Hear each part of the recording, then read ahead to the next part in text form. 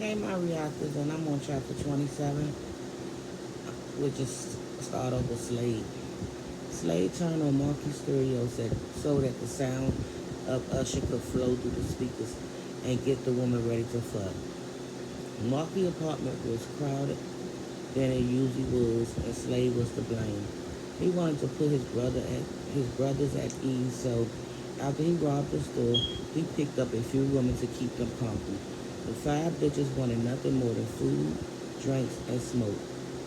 And the moment they saw Slade's handsome face, they packed themselves in his truck, headed to Platinum Loft Apartments, without caring for their safety or security.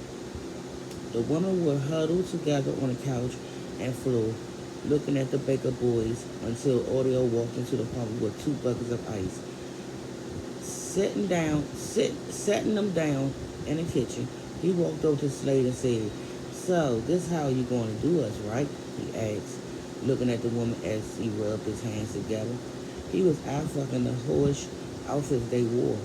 You go out and come back with some dough and some fine ass bitches. That's how you do it, big bro. Just a little something to hold you over, Slade patted him on the back. Now go enjoy yourself. Audio blushed as Slade wiped his hands through his hair. Don't smile now, little nigga. It's time to show and prove. You already know what it is. I got this, he winked at him. Audio walked away and Slade looked at the woman and his brothers. If the Baker's boys had one thing in common, it was that they all loved pussy. And often. A lot in a lot of ways. Alike in a lot of ways, they also had characteristics that set them apart. For instance, 19-year-old Audio had a foot fetish that was so bad, when Slade caught him looking at his cousin's toes, he busted him in the mouth, resulting in $5,000 worth of dental surgery. Then there was 25-year-old Killer, who enjoyed playing violent video games. He ordered them from Japan because in the United States the restrictions were too heavy. Outside of women and games, his third passion was guns, and he never moved anywhere without at least two. His favorite, a classic, 45, which he swore originally belonged to a serial killer currently on death row. 29-year-old Major was different because he always had dreams of making it big, the legit way. He envisioned opening a chain of funeral homes that would take care of all burial needs. His ex-girlfriend back home came from a long line of money, and her family owed it all to funeral homes. Major was certain about three things in life, and they were that his dick got hard, people got sick, and everybody died. Thinking in advance, Major had an A1 credit and didn't fuck it up for nobody. Then there was Knox, who at 28 was the quietest and most perceptive of the clan. He thought about things in advance where others would never seen certain scenarios coming. And because of it, he kept his brothers safe on many occasions. It was because of Knox that they had the proof necessary to fight Sheriff Kramer. The only problem now was he was missing in action. When Audio walked back into the kitchen, he pulled out one bucket of ice into a large silver cooler and filled it with beers. As the Baker boys walked around getting themselves situated, the women were in awe. They could easily be mistaken for a boys band or some famous group if they possessed a unified talent. Every muscle in their body was to perfection, and their skin tone, although varying in complexion, was flawless. Still, out of all of them, not one was finer than Slade Baker. Although he didn't smile much and often appeared aloof, every woman upon first sight had to have a taste.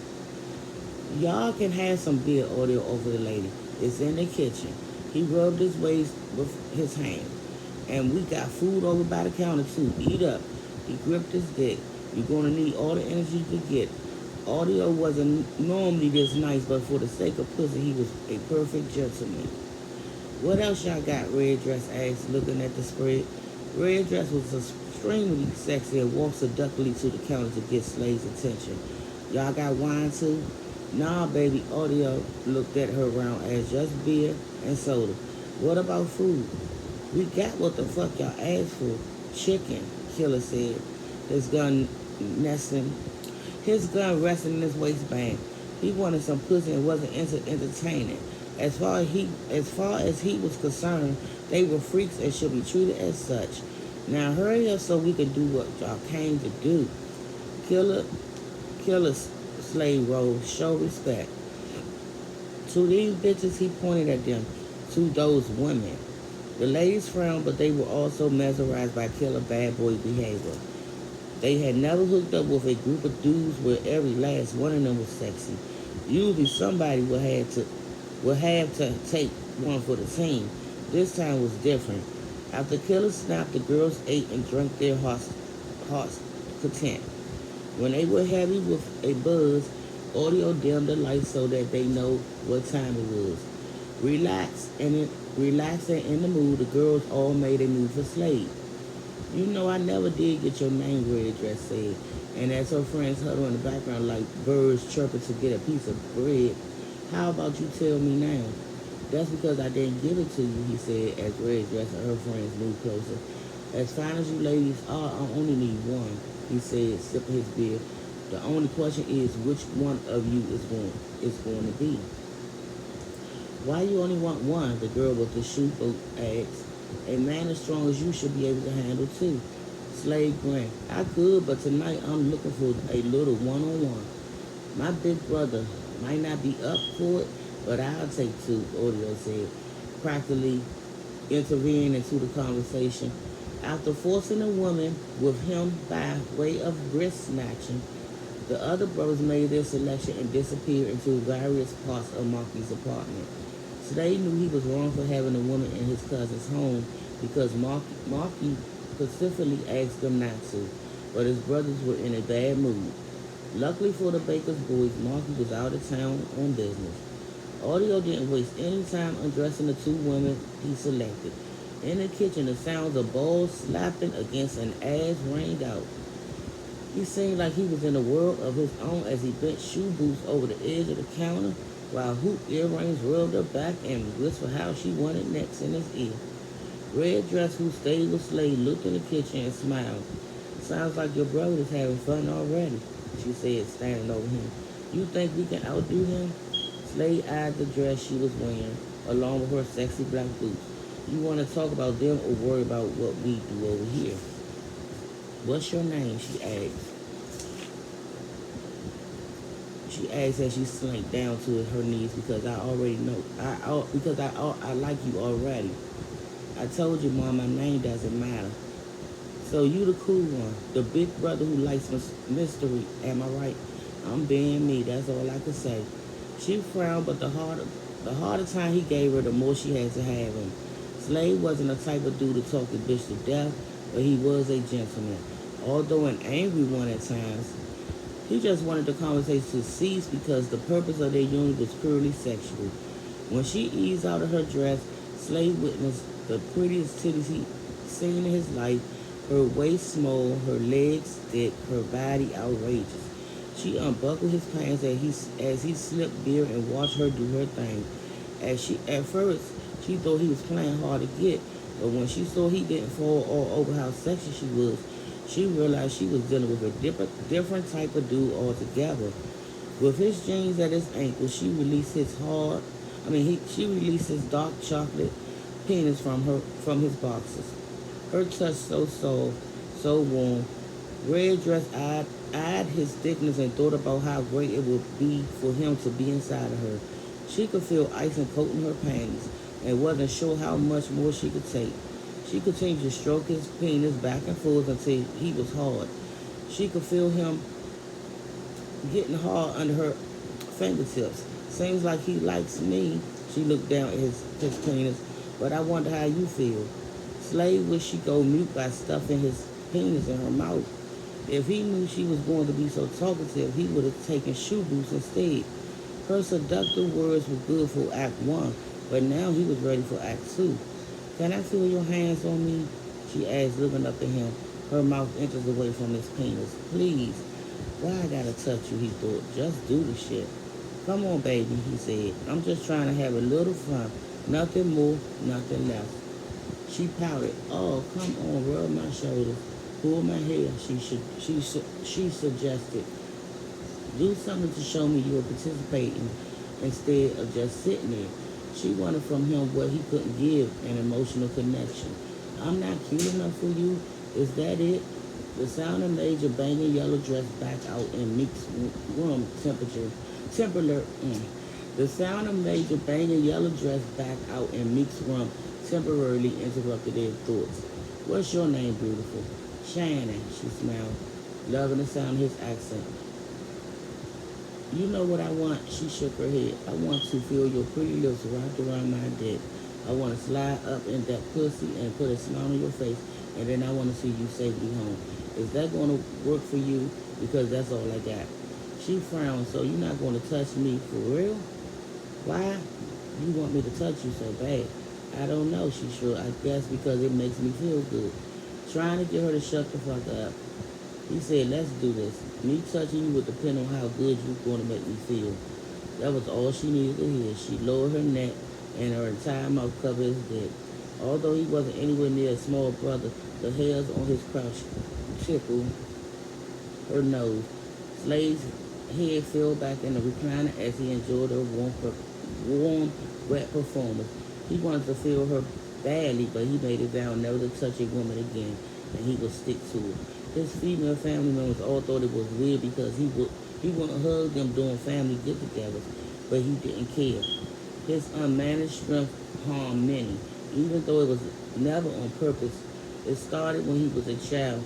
He ruined everything from expensive furniture to antique dishes simply by handling them. At first, Della would scold and warn him to be more careful, but as he got older, she realized that the strength he possessed was really a gift.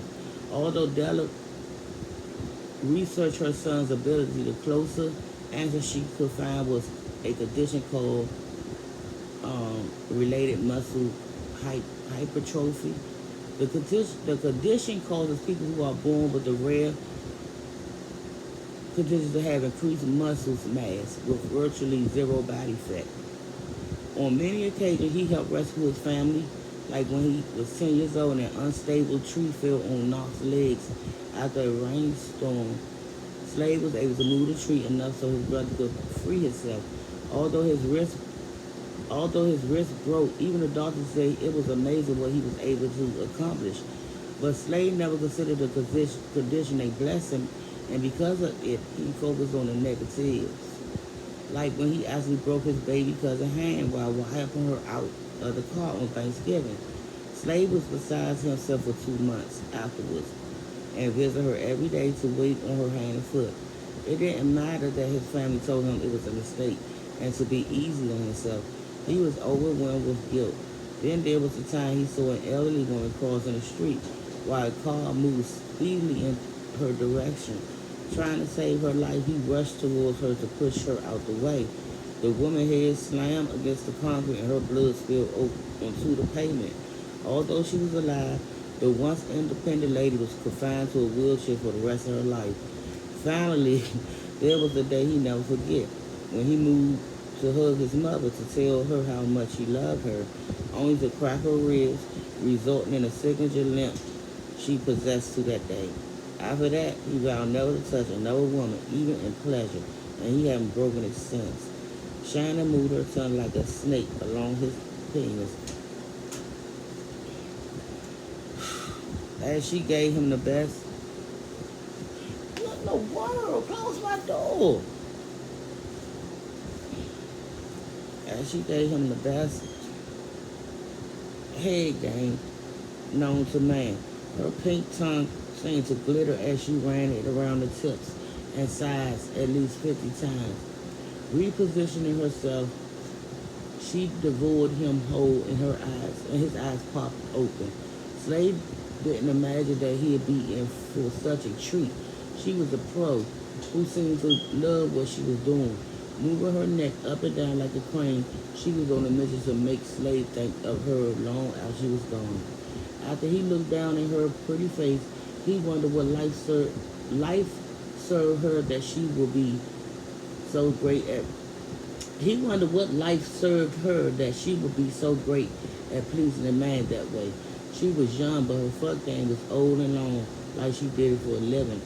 Right there, Mom, Slade heart rate sped up as he battled with whether to touch her to keep her in place. Sex was the only time it was hard to keep his vows.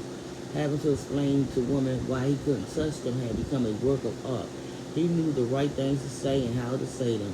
For most women he came into contact with, this quirk gave them a challenge, and if it were even possible, made him more desirable. He was almost there, and imagine how her long he was almost there, and imagine how her long hair would feel wrapped around his fingers as he pushed her head down further on his dick. "You're not supposed to touch me yet," she cooed as her mouth made sloppy noises. "Even slurp, while slurp. I'm handling my business." He didn't respond, and that seemed to do the trick, because Shannon immediately refocused. "Keep it like that, baby. That shit feels so good." When Shannon made her mouth hotter and wetter, Slade could feel a strong nut coming his way. Out of respect, he was about to warn her, but she was looking directly into his eyes and rushing begging him to bring it on. "It's okay," she murmured. "I want to taste you, all of you." Without another word, he released his cream into her mouth. As his fingers dug into the fabric of the recliner, cum oozed along the side of her large pink lips, and she slurped it back in before swallowing every drop. "How you like that?" Shannon said, licking her lips. "Was I good enough for you to touch me, ma'am?" Slade smiled, knowing full well she already knew the answer. He was just about to congratulate her on the performance when the front door opened. When the front door apartment flew open, Slade reached for his weapon, prepared to fire until he saw it was his cousin Marky. "I told y'all, I thought I told you niggas not to bring nobody in my house."